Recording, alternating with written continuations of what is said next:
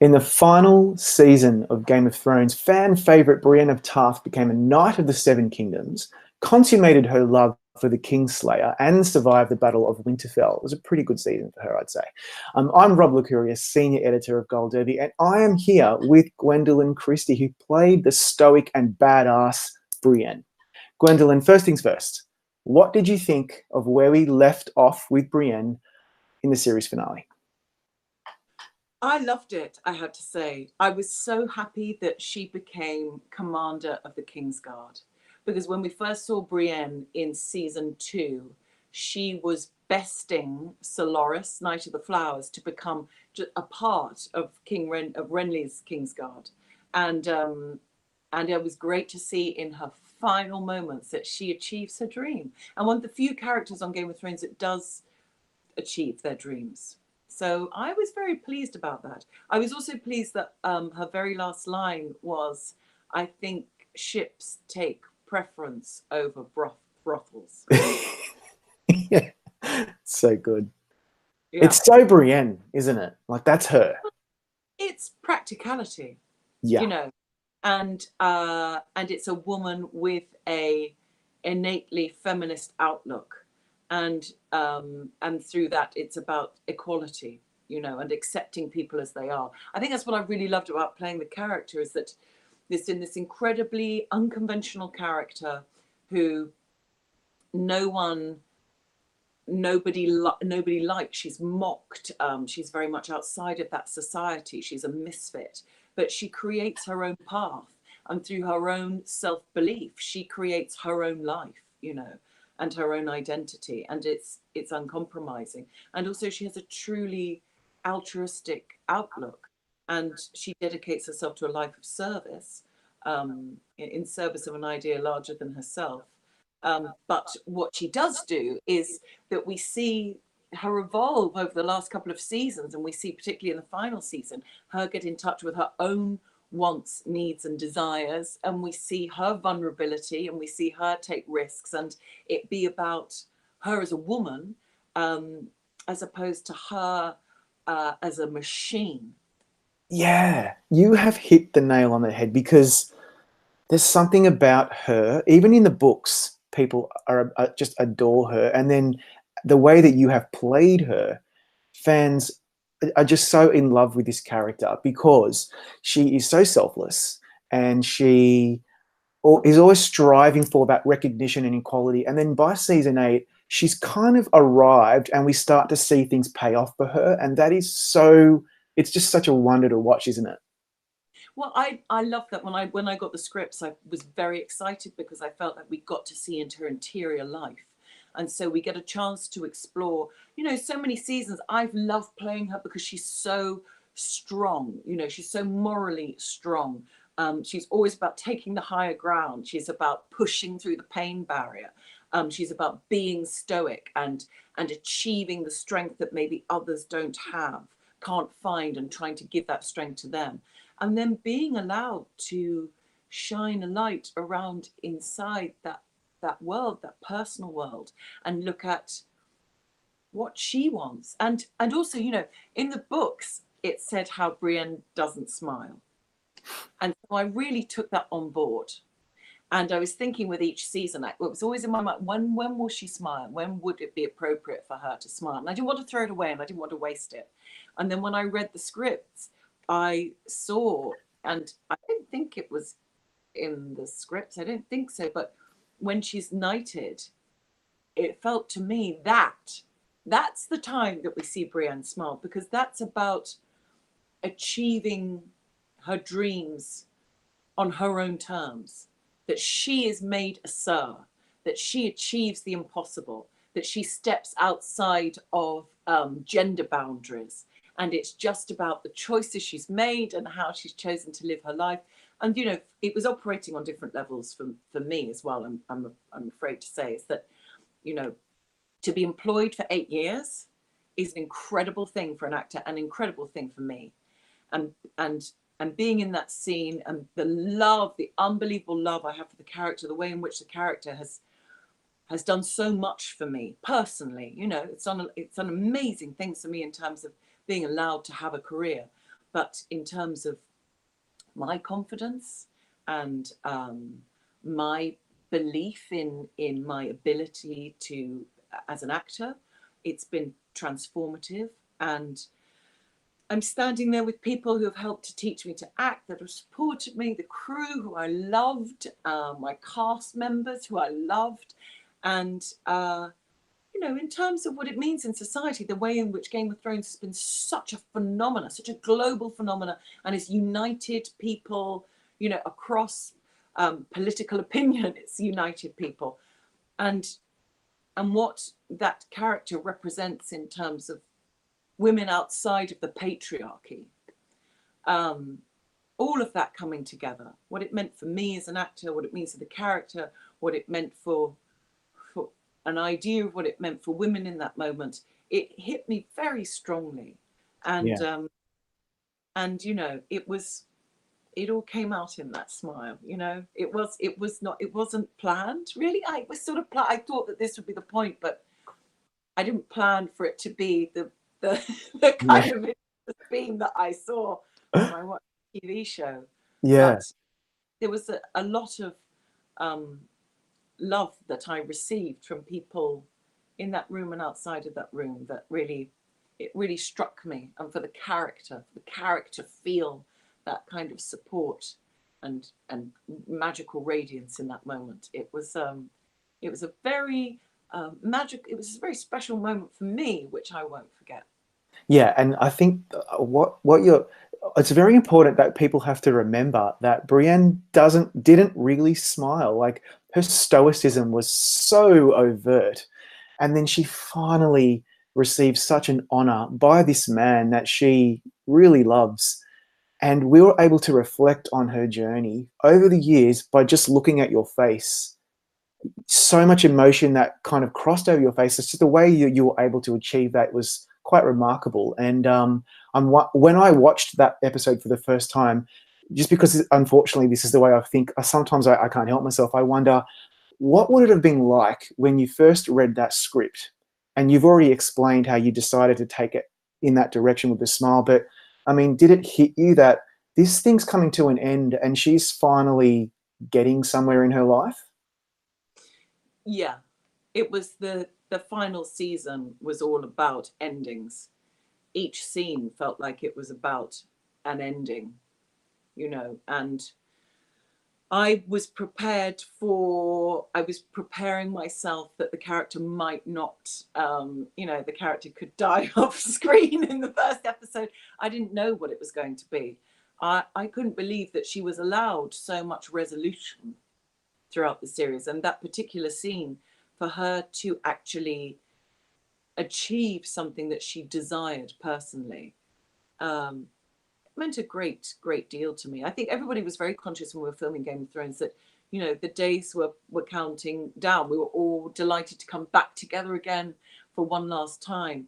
But, you know, you play a scene like that and it feels like, wow, there's 7 seasons coming to a conclusion here. The 7 seasons of this character's hard work and striving and working happily, thanklessly, and then to achieve that kind of honor, also to be made a Sir.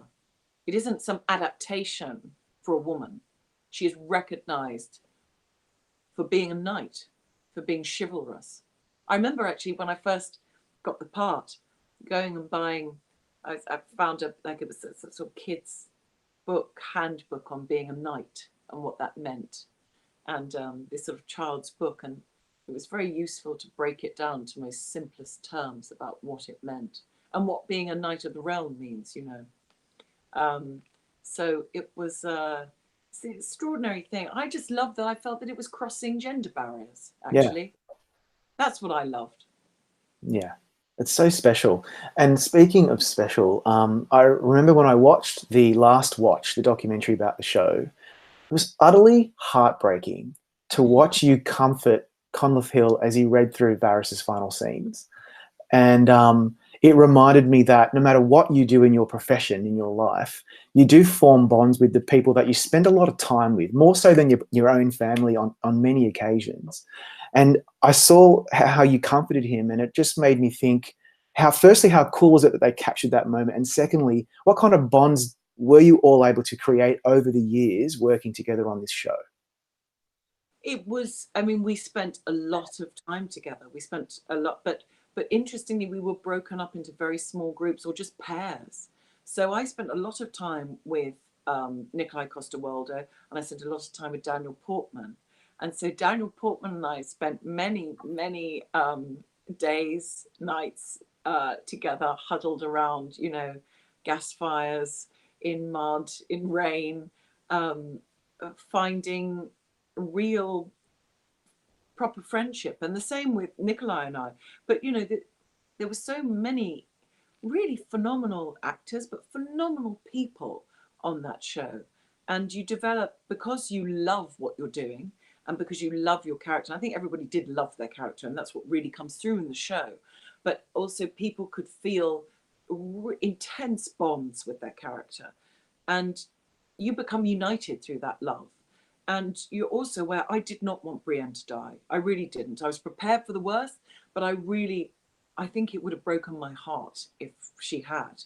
And you know, Conleth, that he will feel that extreme pain. We all know they're just characters. We all know we're just really lucky to do a job as actors, but you can't help but give yourself over almost completely to the character in service of making it live, in service of this great story, in service of these books. As they say, as it says in the show, there's nothing as powerful as a good story. And to be in something that's loved by people is extraordinary. You're lucky to be in something that anyone watches, Yeah. something that people love, and you love it. I could feel it was palpable. I could feel Conleth's pain there, and she wanted to comfort him and show him that love, because it's an incredible thing that's changed all of our lives, Yeah. coming to an end, and everybody's staring over the precipice at the same time. I feel extraordinarily lucky that Brienne lived, because it means that she can live on in my mind, but also what I've learnt from the character, of which I've learnt so much, I can take with me into other parts, in terms of how I view other parts, in terms of how other parts can be interpreted. Because I think that's very significant for women now, is that it isn't, unfortunately, always on the page. It isn't like there's a dearth of incredible scripts for women, with the involvement of women, caretaking women's stories. A lot of, I think many actors will tell you this, a lot of work often has to be done with just what's on the page, of trying to transform it into something else, and in trying to communicate a relevant story about society and reflecting people's lives. It's, and it all exists, it's all out there, it's just paying attention to it. And so, people put a lot of work into their characters in trying to bring something of the now, and bring something relevant, and something hopefully of some significance. Yeah, absolutely. Now, speaking of things that people love, this show obviously is a phenomenon, and which meant that a lot of people around the globe felt some ownership for it. And that, like, being honest, there was a mixed reaction about some of the episodes of the final season, and particularly the final episode. I loved it. You've mentioned that you loved it, but what did it feel like to hear that some people were not happy about it and wanted something different? And how do you balance that reaction out with how you felt about it yourself? I knew that this story would never end in a way that would please everybody, and I knew that it wasn't going to, its ending was totally unconventional, and that would surprise people, and it might not necessarily be the ending they expected, or the ending that they wanted, or the ending that conventional narrative has suggested to us. Because the conventional narrative is that our favorites get there in the end, the people we spent the most time with get there in the end. What I loved about it was that it was someone who was completely unambitious and was not in pursuit of power, and therefore is the least likely to be corrupted.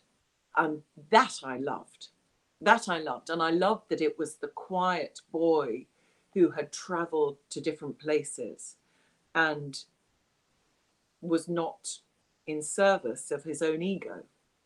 And that I was happy with. But it's also in another way, yes, you can't help but feel you want people to be happy. You want people to love it. But this was never a conventional story. No. And it was never going to have the happy ending that you all expected. So I like that it was subversive. Yeah, I think that's a really good way to put it. As a final question, you've touched on this earlier in our discussion, but you've gotten to play Captain Phasma, and you are playing Titania on stage. Like you've got some really amazing roles, perhaps maybe out of the exposure you've received from this show. So, I mean, you're obviously super thankful, but are you now ready to let Game of Thrones go, or will you do you think that you'll be talking about it forever? I mean, I am in a very privileged position to be talking about it forever. I am unbelievably lucky to have been a part of such an incredible TV show that people have loved. And so if I have to talk about it forever, then that is not really a hardship, you know. I've got to play the most, and I have to mention him. I've been lucky enough to play opposite Nikolai Coster-Waldau, and the relationship between Jamie and Brienne has been truly extraordinary because it has really evolved beyond what most male-female relationships have been presented as on television, because it's been born out of a kind of mutual dislike to a begrudging respect, and then changed into a sort of odd mercurial relationship where neither character really knew what was happening, and then evolves into something resembling love for a moment, and then dies. And I've learned so much from working with Nikolai, I unfortunately have to say. But I've loved playing that relationship, and I've loved exploring how unlikely it is, a kind of unlikely relationship between a man and a woman. The fact that George R. R. Martin created it so it was a reversal of Beauty and the Beast, with the woman being the beast and the man being the beauty. The fact that it has been about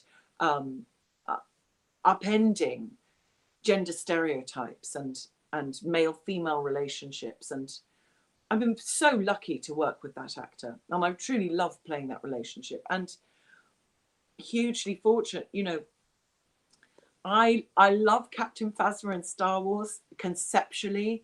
I love what she represents. Again, it's about an unconventional woman. It's about stepping outside of patriarchal constraints.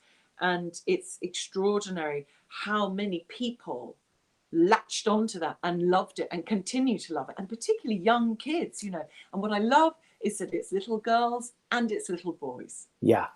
You know, that's what I love about it. And I think what is surprising about the character of Brienne of Tarth is that no one expected her to be beloved, particularly me.